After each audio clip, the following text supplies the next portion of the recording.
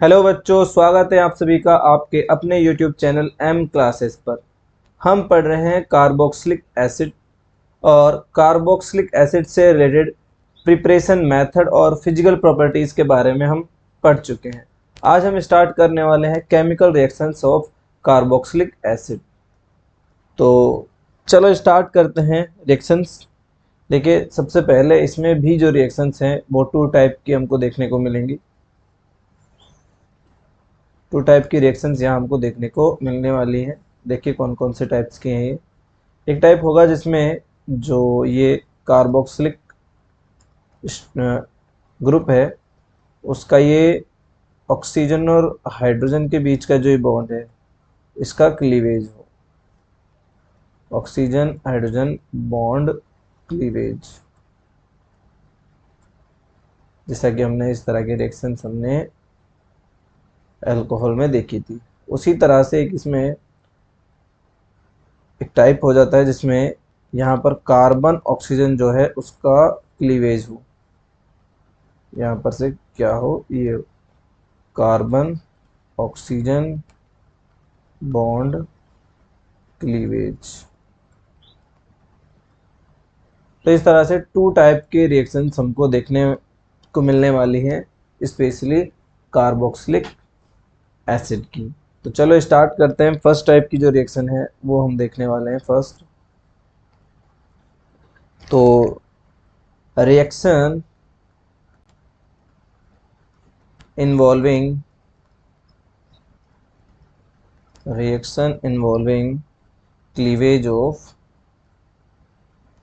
cleavage of oxygen hydrogen bond. तो oxygen hydrogen bond से related जो रिएक्शंस हैं वो इसमें आती हैं। देखो यहाँ पर ये कार्बोक्सिलिक ग्रुप है और यहाँ से जैसे ही ये हाइड्रोजन बॉन्ड का क्लीवेज होगा, क्या होगा, यहाँ पर ये हाइड्रोजन बॉन्ड का क्लीवेज होगा यहाँ से इस तरह से। तो हाइड्रोजन बॉन्ड के क्लीवेज से हमको देखने को मिलेगा जहाँ पर कार्बोक्सिलेट आयन, क्या देखने को मिलेगा, ये कार्बोक्सिलेट आयन साथ में H+। और फिर ये जो कार्बोक्सिलेट आयन है ये यहाँ रेजोनेंस शो करने वाला है। क्या शो करने वाला है, रेजोनेंस की इस तरह से यहाँ electron and then it is like this.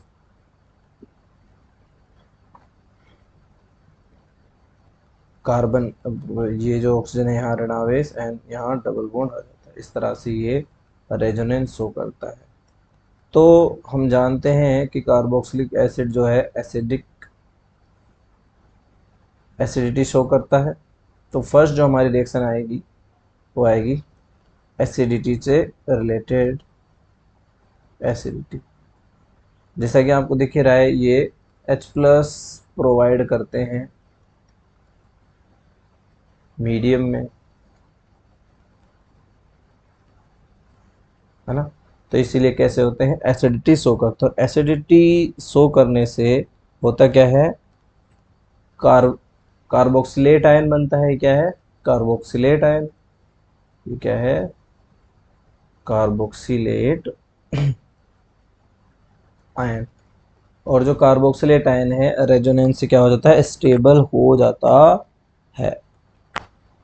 इस तरह से इसके स्टेबल हो जाने से जो H+ है इसको लीव करना काफ़ी ज़्यादा आसान हो जाता है। तो इसमें हम जानते हैं कि एसिड जो है मेटल से रिएक्शन करने के बाद क्या करते हैं, हाइड्रोजन रिलीज करते हैं। क्या करते हैं, हाइड्रोजन रिलीज करते हैं। तो यहाँ अगर हम बात करें reaction with metals and reaction with metals and alkalis, मतलब एल्काइल्स से रिएक्शन करने वाले हैं। ठीक है, तो स्टार्ट करते हैं। देखो यहाँ पर जिस तरह से हमने ये दो मॉलिक्यूल ले लिए हैं कार्बोक्सिलिक एसिड के, इसकी रिएक्शन हमने कराई है सोडियम से। तो हमको यहाँ पर सॉल्ट मिलने वाला है। क्या मिलने वाला है, सॉल्ट मिलने वाला है एक तरह से, या सोडियम कार्बोक्सिलेट यहाँ हमको देखने को मिलने वाला है इस तरह से, और यहाँ से हाइड्रोजन गैस रिलीज हो जाती है।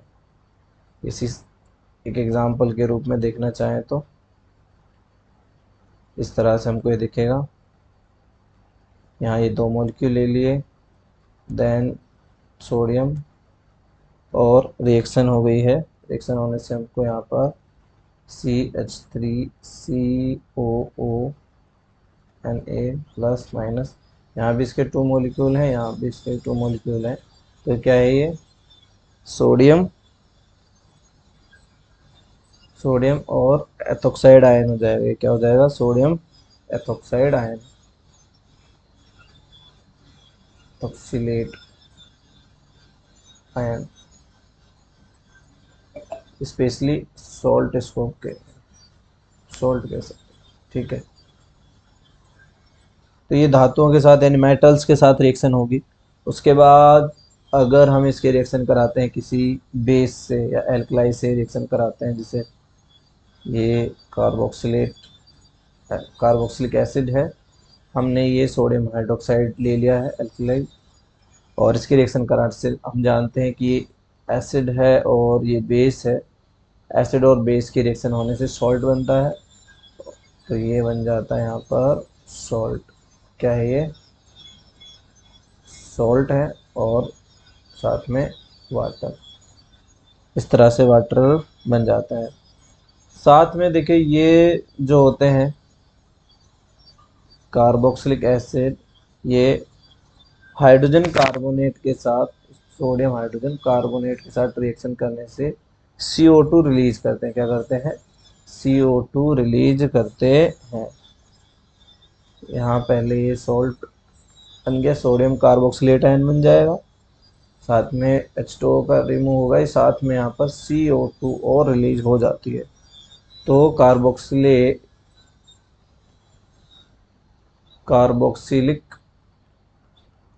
Acid react with hydrogen carbonate या sodium hydrogen carbonate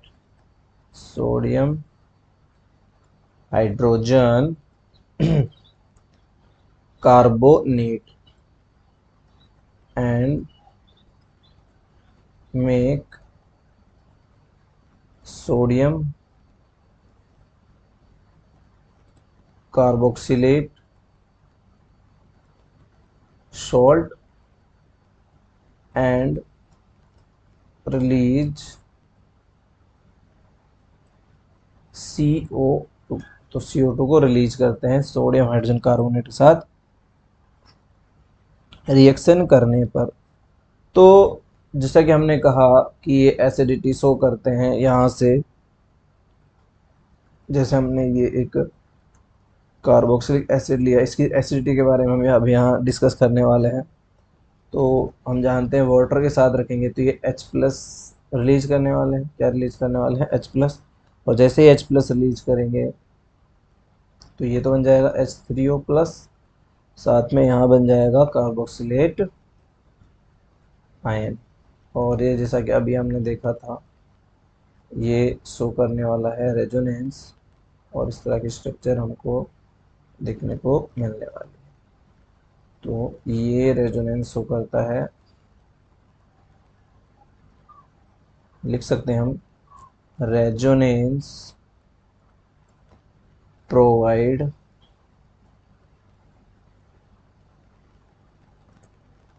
stability to carboxylate ion. देखिए यहाँ पर इसकी एसिडिटी को हम pKa जो वैल्यू है उससे रिलेट कर सकते हैं। pK जो A होता है ये माइनस log ऑफ Ka होता है। क्या होता है, माइनस log ऑफ Ka। यहाँ पर आपको एक चीज़ ध्यान रखनी है कि जो pKa का मान जितना लेस होगा, एसिड उतना ही स्ट्रॉन्ग होगा। क्या होगा, एसिड उतना ही स्ट्रॉन्ग होगा। अगर हम यहाँ बात करें pKa वैल्यू की, तो अगर पी के ए जो वैल्यू है वो क्या हो, यहाँ पर लेस देन 1 हो, क्या हो, लेस देन 1 हो, पी के ए लेस देन 1, देन जितने भी एसिड होते हैं वो स्ट्रॉन्ग एसिड होते हैं। कैसे होते हैं, स्ट्रॉन्ग एसिड होते हैं जिनकी वैल्यू पी के की जो वैल्यू है वो कितनी होती है, लेस देन 1। और जिनकी पी के ए वैल्यू कितनी होती है, यहाँ पर 1 से लेकर के 5 के बिटवीन होती है, वो होते हैं मॉडरेट स्ट्रॉन्ग। कैसे होते हैं, moderate strong acid, normal acid भी कह सकते हैं हम इनको, है ना। उसके बाद बात करें, इससे अगर ज़्यादा वैल्यू होती है पी के ए की, तो वो आ जाते हैं किसमें, वीक एसिड में आ जाते हैं। कैसे आ जाते हैं, वीक एसिड में आ जाते हैं। जैसे हम देख सकते हैं कि मान लो पी के ए की वैल्यू कितनी है, पी के ए वैल्यू अगर ग्रेटर देन 5 स्पेशली, है ना, कितनी हो, ग्रेटर देन 5, ये इधर इस तरह का शाइन आता है, ये 5, ठीक है। अगर इससे 5 से ज़्यादा हो जाती है तो हो जाएंगे वीक एसिड। कैसे हो जाएंगे, वीक एसिड। और अगर इसकी वैल्यू और भी ज़्यादा हो जाती है, ये तो इसमें भी 5 to 15 है ना। और अगर इसकी वैल्यू कितनी हो जाए, ग्रेटर देन 15, तो ये स्ट्रॉन्ग वीक एसिड हो जाएंगे।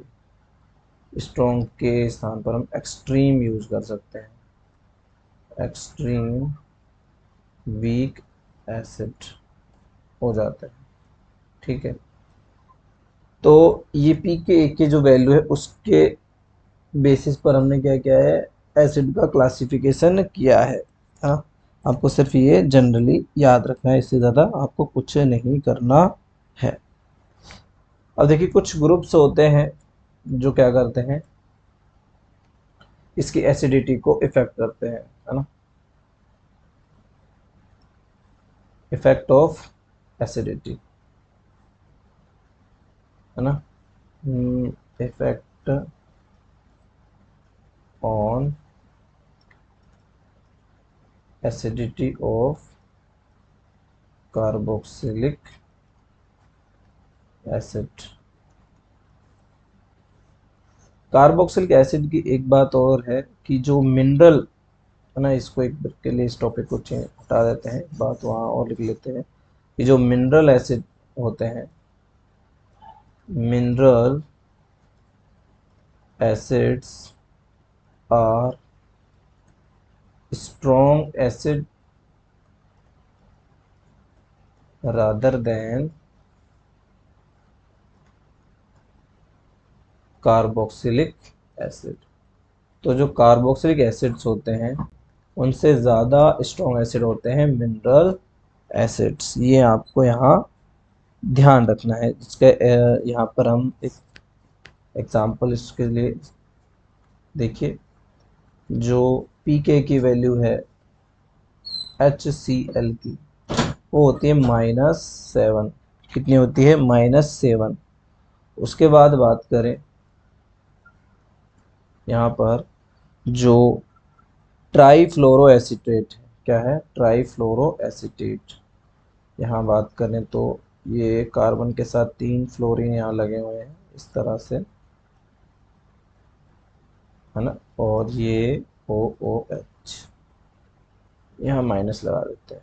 इसकी जो पी की ए वैल्यू है ये कितनी होती है, ये यहाँ पर होती है लगभग 1 या उसके आसपास उगती है, मतलब 0.23 होती है। ये क्या है, स्ट्रॉन्गेस्ट कार्बोक्सिलिक एसिड है ये, ट्राई फ्लोरो एसिटिक एसिड नाम ले लेते हैं इसका, ट्राई फ्लोरो एसिटिक एसिड, ये हो गया। उसके बाद जो होते हैं बाकी जो रह जाते हैं वो इनसे लेस ही होते हैं। जैसे यहाँ पर एक बेंजोइक एसिड है, क्या है, बेंजोइक एसिड। बेंजोइक एसिड के pKa का जो मान देखिए वो कितना होता है, वो मान होता है 4.19। उसके बाद एसिटिक एसिड जो है वो इससे भी वीक एसिड होता है, जिसके pKa का मान जो होता है वो यहाँ पर हो जाता है 4.76। तो कार्बोक्सिलिक एसिड्स में जो सबसे ज़्यादा स्ट्रॉन्ग एसिड है वो कौन सा है, ट्राई फ्लोरो एसीटेट। जबकि जैसा हमने कहा कि जो मिनरल एसिड्स होते हैं वो ज़्यादा स्ट्रॉन्ग एसिड होते हैं कार्बोक्सिलिक एसिड के रेस्पेक्ट में। तो ये बात है, एक छोटी सी बात हमने यहाँ बात डिस्कस की। उसके बाद हम बात करते रहे थे effect on acidity of carboxylic acid. तो कार्बोक्सिलिक एसिड की एसिडिटी पर इफेक्ट किन किन से पड़ता है, तो यहाँ पर हमको दो तरह के ग्रुप देखने को मिलते हैं। कितने ग्रुप देखने को मिलते हैं, एक है EWG, जिसको हम क्या कहते हैं, इलेक्ट्रॉन विदड्रॉइंग ग्रुप, और एक होते हैं EDG, जिसको हम बोलते हैं इलेक्ट्रॉन डोनेटिंग ग्रुप। और यहाँ भी ग्रुप हो जाएगा, ये रहा ग्रुप, ठीक है। तो इलेक्ट्रॉन डोनेटिंग है और एक है इलेक्ट्रॉन विदड्रॉइंग। तो जो ये EWG ग्रुप वाले हैं ये क्या करते हैं, EWG क्या करते हैं, इलेक्ट्रॉन डेंसिटी को डिक्रीज करते हैं। क्या करते हैं, डिक्रीज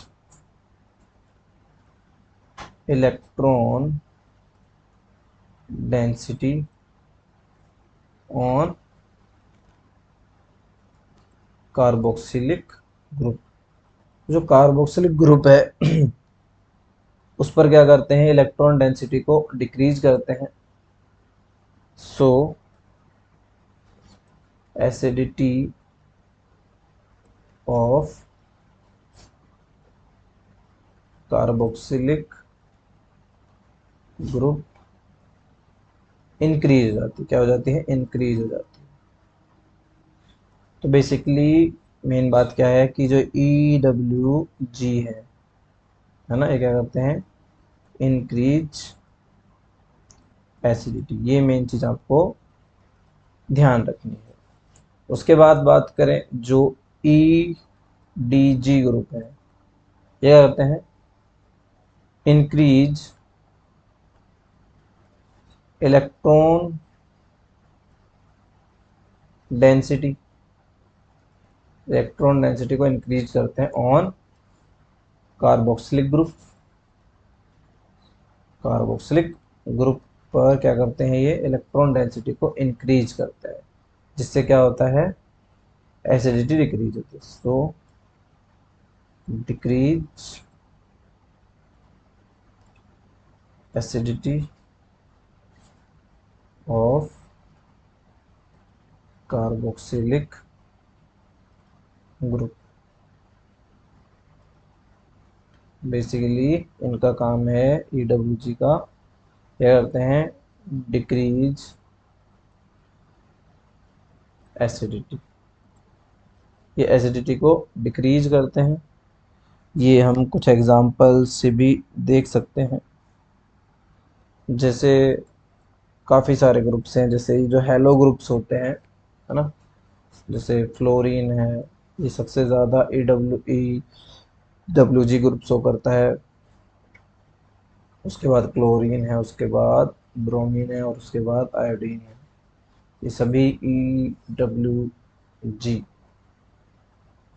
ग्रुप के मेंबर्स हैं। ठीक है, और भी बहुत सारे ग्रुप्स हैं, यहाँ पर हम देख भी सकते हैं। जैसे देखो,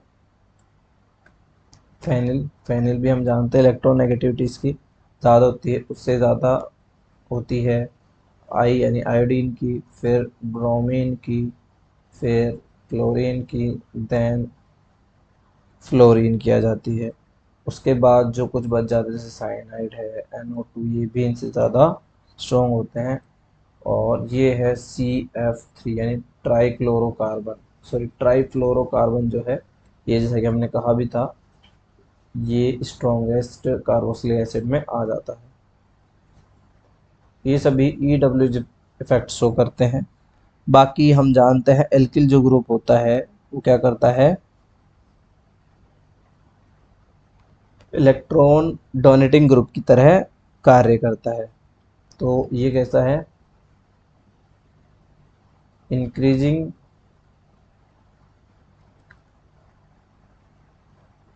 एसिडिटी ऑर्डर। कुछ ग्रुप्स हैं जो क्या करते हैं, एसिडिटी ऑर्डर को इंक्रीज करते हैं, जो दिख रहा है आपको। उसके बाद देखिए यहाँ पर और बाकी के कुछ काफ़ी सारे एग्जांपल, जैसे यहाँ पर सबसे ज़्यादा हम देखने को मिलता है हमको ये CF3, जो ये सबसे ज़्यादा क्या है, एसिडिक कार्बोक्सिलिक एसिड है, और इसके pK का मान भी सबसे ज़्यादा होता है। उसके बाद बात करें यहाँ CCl3 है। उसके बाद बात करें तो यहाँ CHCl2 है। देन यहाँ आ जाता है एक NO2 ऐड कर देते हैं, CH2COOH। उसके बाद बात करें तो यहाँ आ जाता है फिर CN, जिसको हम NC से शो कर रहे हैं, ये CH2COOH। उसके बाद जैसा कि फ्लोरीन आएगा, क्या आएगा, CN के बाद यहाँ फ्लोरीन आ जाएगा, फ्लोरीन CH2COOH।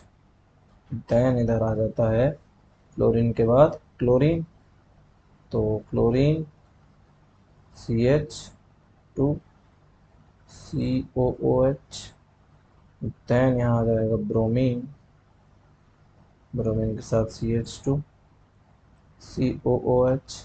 देन यहाँ पर आ जाएगा ब्रोमीन के बाद आयोडीन CH2COOH।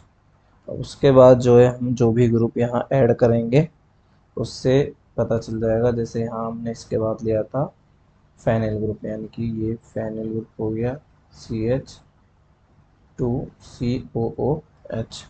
उसके बाद आप अब चाहे कोई भी ग्रुप ऐड करें, है ना, जिससे यहाँ इसके बाद हम ऐड कर दें CH3COOH, और ऐड करेंगे तो CH3CH2COOH, क्योंकि अब यहाँ इसके ग्रुप बढ़ रहा है, तो ये हो जाएगा, एक ऑर्डर था। तो EDG ग्रुप्स में स्पेशली आते हैं एल्किल ग्रुप्स, एल्किल ग्रुप, यहाँ पर ये R। ठीक है, जैसे जैसे R का मान इंक्रीज होगा ये क्या करेंगे, एसिडिटी को डिक्रीज करने वाले हैं। उसके बाद बात करें यहाँ पर जो फेनिल या वाइनिल ग्रुप होता है, ये भी क्या करता है, एसिडिटी को इंक्रीज करता है। Phenyl and vinyl group also increase acidity. कैसे करते हैं, जैसे स्पेशली ये इसका रीजन है, reason sp2 hybridize carbon, sp2 hybridize carbon, दोनों में ही होता है। जैसे कि यहाँ CH2, यहाँ डबल बॉन्ड CH, उसके बाद यहाँ आ जाएगा COOH, इस तरह से। अब यहाँ पर क्या है, इलेक्ट्रॉन्स का इस तरह से यहाँ ट्रांसफ़र होता रहता है। ये इलेक्ट्रॉन इधर आ जाते हैं, जिससे क्या हो जाता है, यहाँ पर इस कार्बन पर प्लस आ जाता है, क्योंकि इसके इलेक्ट्रॉन गए हैं यहाँ पर। इसके साथ डबल बॉन्ड रहता ही है, और यहाँ भी नेगेटिव आ जाता OH। तो इस तरह से ये चेंज होता रहता है। अभी वापस से यहाँ लौटेगा तो ये इधर लौट जाएगा। तो ये रेजोनेंस शो कर रहा है। क्या शो कर रहा है? रेजोनेंस। रेजोनेंस के कारण ये स्टेबल हो जाता है। इसी तरह से जो बेंजेनोइक एसिड है, जैसे यहाँ पर ये बेंजेनोइक एसिड है। बेंजेनोइक जो एसिड है, इस पर भी जो ग्रुप्स क्या करते हैं, इलेक्ट्रॉन डेंसिटी को इंक्रीज करते हैं। जैसे ये एक ग्रुप है, मेथॉक्सी ग्रुप है, ये क्या करेगा, यहाँ पर इलेक्ट्रॉन डेंसिटी को इंक्रीज करेगा।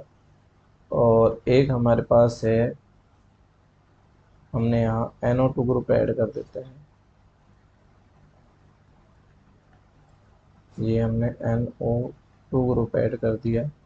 ये भी क्या कर रहा है, यहाँ इंक्रीज कर रहा है, और ये हमारा सिंपल बेंजेनोइक एसिड है। ये क्या है? बेंजेनोइक एसिड है। तीनों के देखिए आप pKa के जो मान है, से यहाँ pKa का जो मान है वो होता है 4.19।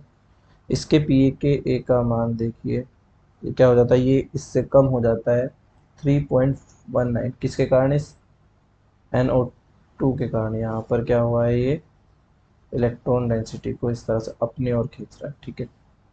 और इसके जो pKa का मान है, ये इस बेंजोइक एसिड से इंक्रीज हो जाता है, होता है 4.46।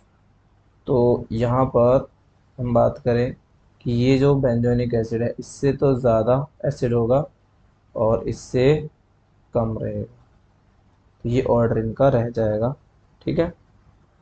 ये एसिडिटी के बारे में हमने बातें की, एसिडिक एसिड के बारे में, और इस तरह से हमने देखा। देखिए ये जो है carboxylic acids are stronger acid than alcohol and phenols. तो ये फिनोल से और अल्कोहल से ज़्यादा एसिडिटी शो करते हैं, जिसका रीजन देखिए यहाँ पर क्या होता है। स्पेशली हम फिनोल की बात करें, फिनोल वर्सेस कार्बोक्सिलिक की बात करें, फिनोल वर्सेस कार्बोक्सिलिक एसिड। तो यहाँ पर क्या होता है, यहाँ पर जो रेजोनेंस है, रेजोनेंस में negative charge on phenoxide ion. Phenoxide जो आयन है उसमें नेगेटिव चार्ज जो होता है वो किन किन पर होता है, यहाँ पर कार्बन एंड ऑक्सीजन पर। हाँ, यहाँ पर भी नेगेटिव चार्ज आता है और इस पर तो आता ही है, ठीक है। जबकि यहाँ हमको देखने को मिलता है कार्बोक्सिलिक एसिड में, रेजोनेंस की बात करें, यहाँ पर जो नेगेटिव चार्ज है ना, वो ओनली हमको दिखता है ओनली ऑक्सीजन। यहाँ केवल ऑक्सीजन पर होता है। हम जानते हैं कार्बन जो होता है नेगेटिव चार्ज बहुत कम शो करता है, तो ये उतना स्टेबल नहीं है, लेस स्टेबल, क्योंकि ये मोर स्टेबल होता है। एक दूसरे की रेस्पेक्ट के बाद में की है हमने यहाँ पर, है ना, किसी और की तुलना में तो ज़्यादा ही होंगे, लेकिन एक दूसरे के रेस्पेक्ट में। तो एक रीजन हो जाता है साथ में यहाँ जो होता है चार्ज का, यहाँ पर क्या होता है, चेंजेस होते हैं अलग अलग ग्रुप पर, यहाँ पर ऑक्सीजन पर ही चेंजेस होते हैं। इस कारण क्या होता है, कार्बोक्सिलेशन मोर एसिड हो जाते हैं, एसिडिटी शो करते हैं, जबकि फिनोल्स इनके कंपैरिजन में कम शो करते हैं एसिडिटी। तो ये हमने एसिडिटी के बारे में काफ़ी सारे बातें की। अब हम स्टार्ट करने वाले हैं रिएक्शंस के बारे में, है ना। दूसरे टाइप की जो रिएक्शन है, सेकेंड टाइप की जो रिएक्शन है, जिनमें क्या है, ओ एच कार्बन ऑक्सीजन का बॉन्ड, ये क्या होता है, क्लीवेज। इस बॉन्ड का क्या होता है, क्लीवेज होता है। इस टाइप की रिएक्शन अब हम देखने वाले हैं। फर्स्ट में सिर्फ मेटल से रिएक्शन करते हैं और एसिडिटी ही मेन पर्पज है यहाँ पर। इसमें देखो फर्स्ट रिएक्शन है formation of anhydride. Formation of anhydride, anhydride का फॉर्मेशन इसमें सबसे पहले। अब जितने भी कार्बोनिल कंपाउंड्स है वो इससे बनाए जा सकते हैं। किस तरह से बनाए जा सकते हैं, देखिए यहाँ ये एक ग्रुप है, यहाँ OH CH3,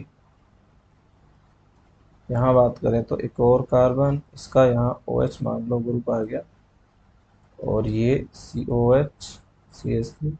अब यहाँ से इजीली क्या हो जाएगा, एक वाटर का रिमूवेशन हो जाएगा, यहाँ से इस तरह से एक वाटर निकल जाएगा। अच्छे से दिखा देते हैं इसको। मान लो यहाँ हाइड्रोजन है, तो इस तरह से वाटर का रिमूव हो जाएगा, और वाटर के रिमूव होने से यहाँ पर क्या बन जाएगा, यहाँ पर बनने वाला है एनहाइड्राइड। ये बन गया एनहाइड्राइड, ठीक है, ये एनहाइड्राइड बन गया। अब ये जो एनहाइड्राइड बना है ये एसिड की प्रेजेंस में होता है। किसकी प्रेजेंस में, H2SO4 या P2O5 की प्रेजेंस में ये होता है, ठीक है।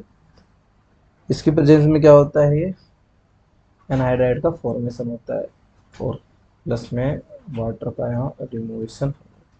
तो ये एनहाइड्राइड फॉर्मेशन है, सिंपल सी रिएक्शन है, कुछ खास नहीं है, सिर्फ यहाँ से वाटर का रिमूवेशन है।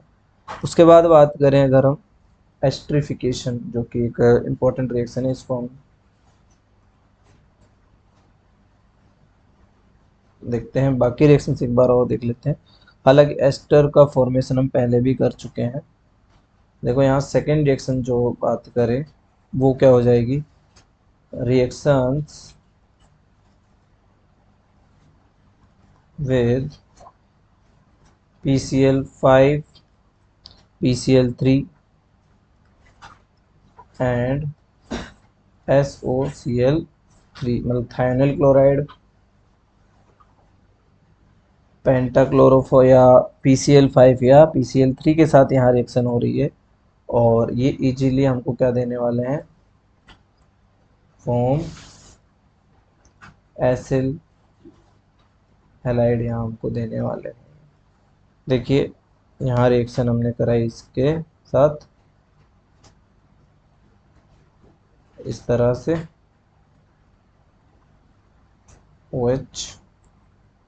OH ग्रुप यहाँ है। इसकी रिएक्शन जैसे हम कराएंगे PCl5 से, इस तरह से हमने अल्कोहल के पे रिएक्शन कराई थी जो हमने बनाया था एलो एल्केन्स। तो इस तरह से यहाँ पर क्या हो जाता है, ये OH ग्रुप का सब्स्टिट्यूशन हो जाता है Cl से, और हमको क्या क्या देखने को मिलता है, POCl3 प्लस में HCl। सेम रिएक्शन है जैसे वहाँ हमने की थी, बिल्कुल। बस यहाँ पर हमको क्या बनाना है, एसिड हैलाइड बनाना है। क्या बनाना है, एसिड हैलाइड हमको यहाँ बनाना है, ठीक है। उसके बाद बात करें इसकी रिएक्शन, अगर हम करा देते हैं PCl3 से, तो हमको यहाँ पर 3 मॉलिक्यूल लेने पड़ते हैं। कितने मॉलिक्यूल लेने पड़ते हैं, इसके लिए 3 मॉलिक्यूल लेने पड़ते हैं, जिससे हमको 3 मॉलिक्यूल रिसीव होते हैं किसके, एसिड हैलाइड के, साथ में H3PO3 जो है निकल जाता है यहाँ पर। उसके बाद बात करें तो एक और रिएक्शन हो जाती है जहाँ थायोनिल क्लोराइड के साथ रिएक्शन कराते हैं, जिसको हमने वहाँ तो डॉर्जन मेथड कहा था। ये OH प्लस SOCl3, जिसके साथ हमको ये मिल जाता है थायोनिल क्लोराइड, साथ में HCl, और यहाँ पर हमको SO2 रिलीज हो जाता है इस तरह से, SOCl2 सॉरी, यहाँ SOCl2 होता है और यहाँ भी SOCl2 होता, SOCl नहीं होता, Cl3 नहीं होता। तो ये बेस्ट मेथड हमने वहाँ कहा था, याद होगा आपको, ठीक है। ये हमको सिंपल सा बनाना है अम्ल हैलाइड, इजीली बना सकते हैं। कितने भी एग्जांपल हम यहाँ ले सकते हैं। से अगर हमको लेना चाहें एग्जांपल, तो सबसे बेसिक एग्जांपल है यहाँ पर थायोनिल क्लोराइड और ये CH3COCl यहाँ बन गया HCl प्लस SO, ठीक है। ऐसे एग्जांपल ले सकते हैं हम काफ़ी सारे। उसके बाद देखिए नेक्स्ट जो रिएक्शन है, थर्ड रिएक्शन जो आ जाती है, फ्री रिएक्शन दर्शाते हैं, शो करते हैं रिएक्शन विद अमोनिया। देखिए अमोनिया के साथ जब रिएक्शन करते हैं तो क्या बनाते हैं, अमोनिया के साथ रिएक्शन करके ये बनाते हैं अमोनियम कार्बोक्सिलेट बनाते, क्या बनाते हैं, अमोनियम कार्बोक्सिलेट। जैसे यहाँ पर अगर हम देखें इस तरह से अमोनिया के साथ रिएक्शन हुई और अमोनिया के साथ रिएक्शन से ये रिवर्सिबल कंपाउंड बनाते हैं, जिसको हम कहते हैं RCOO माइनस NH4 प्लस, ये बना, जिसको बोलते हैं अमोनियम कार्बोक्सिलेट, ये बना देते हैं। और अमोनियम कार्बोक्सिलेट को फर्दर हम क्या करते हैं, हीट करते हैं, तो यहाँ से वाटर का रिमूव हो जाता है और बन जाता है एमाइड। क्या बन जाता है, एमाइड बन जाता है, ठीक है। एग्जांपल देख सकते हैं यहाँ, मान ले हम लोग ये एसिटिक एसिड ले लिया हमने, ये अमोनिया ले लिया है, इसकी रिएक्शन कराई है, रिएक्शन कराने से हमको यहाँ पर अमोनियम एसीटेट बनता है। ये यहाँ पर CH3COO माइनस NH4, जिसको हम क्या बोलते हैं, अमोनियम एसीटेट, यह हमको मिल जाता है, अमोनियम एसीटेट बन गया, अमोनियम एसीटेट। इसको फर्दर अगर हम हीट देते हैं तो वाटर का रिमूवेशन हो जाता है और यहाँ पर मिल जाता है हमको एक एमाइड। क्या मिल जाता है, एमाइड यहाँ हमको मिल जाता है, ये बन गया एमाइड। इसी तरह से हम बेंजेमाइड भी बना सकते हैं। ये बेंजोइक एसिड है, इस बेंजोइक एसिड के साथ यहाँ पर हमने रिएक्शन कराई अमोनिया के साथ, रिएक्शन हुई, यहाँ पर अमोनियम बेंजोएट बनता है, क्या बनता है, अमोनियम बेंजोएट, यहाँ बन गया अमोनियम बेंजोएट NH4, ये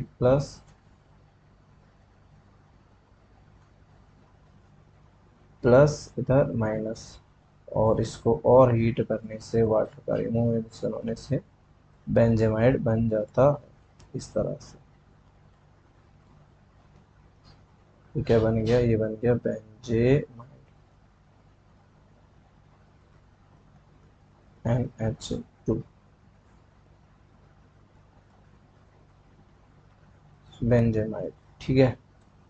इस तरह से बेंजेमाइड बन जाता है। अब यहाँ पर देखिए हम थैलिमाइड सिंथेसिस देख सकते हैं, यहाँ पर इसका देख सकते हैं रिएक्शन है जिसका नाम है थैलिमाइड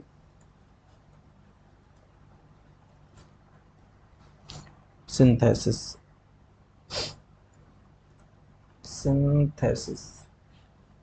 देखिए ये रिएक्शन है, इसमें क्या होता है, यहाँ पर हम थैलिक एसिड लेते हैं, क्या लेते हैं, थैलिक एसिड लेते हैं, ये है थैलिक एसिड,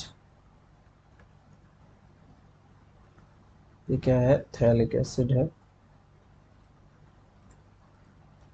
इसकी रिएक्शन जब हम कराते हैं अमोनिया से, किससे कराते हैं? अमोनिया से।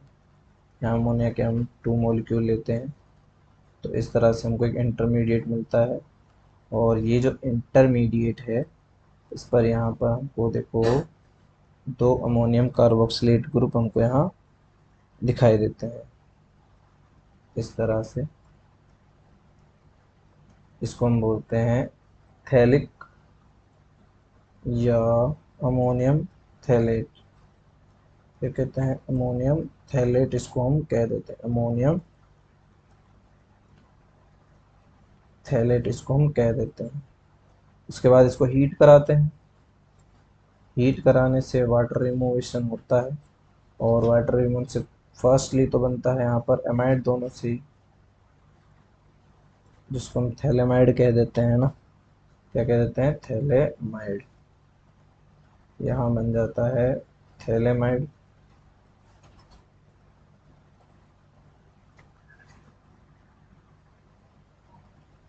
ये थैलेमाइड बन गया।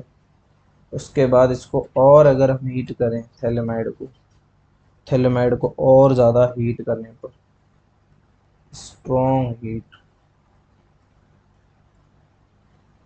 स्ट्रॉन्ग हीटिंग करने पर क्या होता है? यहाँ पर NH3 यानी कि यहाँ से अमोनिया निकल जाता है। बेसिकली यहाँ से एक हाइड्रोजन और एक अमोनिया ग्रुप निकल जाता है, और जो यहाँ पर हमें प्रोडक्ट रिसीव होता है, उस प्रोडक्ट को हम कहते हैं सी डबल बॉन्ड। इस तरह से सी डबल बॉन्ड। अब यहाँ से देखो, ये निकला, साथ में इसका एक हाइड्रोजन यहाँ से निकल जाता है। इस तरह से इसको शो कर देते हैं। ये एक हाइड्रोजन, एक हाइड्रोजन। इस तरह से यहाँ से क्या होता है? मान लो ये अमोनिया निकल गया, तब जो NH बनता बचता है वो इस तरह से नाइट्रोजन, इस तरह से, और यहाँ हाइड्रोजन। इसी ग्रुप का नाम है थैलीमाइड। क्या है? थैलीमाइड इसका नाम। तो इस तरह से हमने क्या किया है? थैलीमाइड का सिंथेसिस हमने कर लिया है। ठीक है। तो ये कुछ रिएक्शंस थी जो हमने आज किए हैं। कुछ रिएक्शंस और बची हैं, इसमें ज़्यादा रिएक्शन बची नहीं, थोड़ी ही रिएक्शन है। तो नेक्स्ट क्लास में ये चैप्टर खत्म हो जाएगा।